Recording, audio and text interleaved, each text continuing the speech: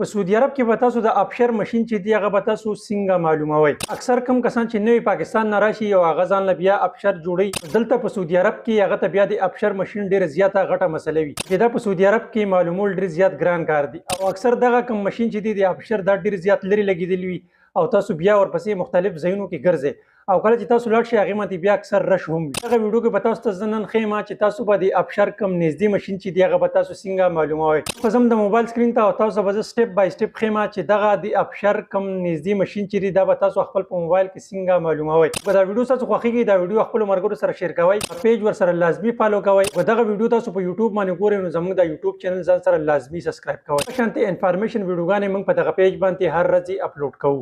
ښه ملګرو، اوس موږ خپل د موبایل سکرین ته راغلو. خپل کم توکل نه اپلیکیشن چې دا به اوپن کړئ. دا اپلیکیشن چې کله تاسو اوپن کړئ نو بر سرچ بار تاسو ښکاري، د سرچ بار باندې به کلیک کړئ او دلته به تاسو سرچ کړئ اکټیویشن ACTI. بیا لاندې تاسو ته ښکاري دا موږ سره راواغسته اکټیویشن ډیوایس لوکیشن، په دې باندې به تاسو کلیک کړئ. په دې باندې چې کله تاسو کلیک کړئ او دې ته به تاسو لوکیشن چې دی هغه به اول نه آن پرېږدئ. صحیح ده، ځکه دلته به بیا تاسو ګډ وډ شئ. دلته نو بیا کېږي خو تاسو ته بیا لږه مسله راکړي. صحیح ده، اول نه به تاسو لوکیشن چې دی هغه به تاسو آن کړئ.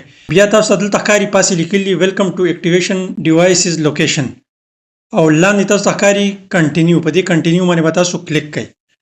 کنټینیو باندې تاسو کله کلیک کړئ دا به لږ پروسس کوي. دا ښکاري تاسو کوم میپ چې دی دا به تاسو سره کولاو شي. صحیح ده، تاسو چې کوم ځای کې یې دا به اتوماتیک تاسو سره راواخلي.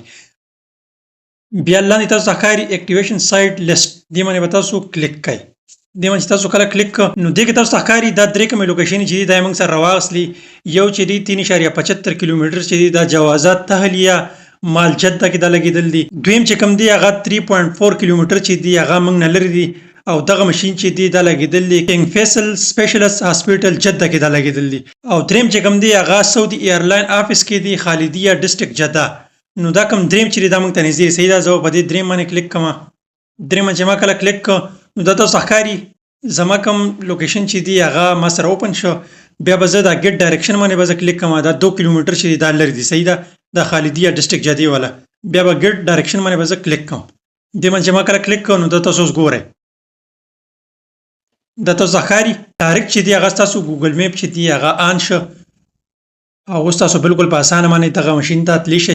نو دغه طریقې سره تاسو خپل د ابشر نږدې ماشین چې دی هغه معلومولی شئ. امید لرم چې دا ویډیو به ستاسو خوښه شوي. که چېرته دا ویډیو ستاسو خوښه شوي دا خپلو ملګرو سره لازمي شیر کړئ او د نوي ویډیو دپاره موږ له راکړئ اجازه. تلوي الله په امان.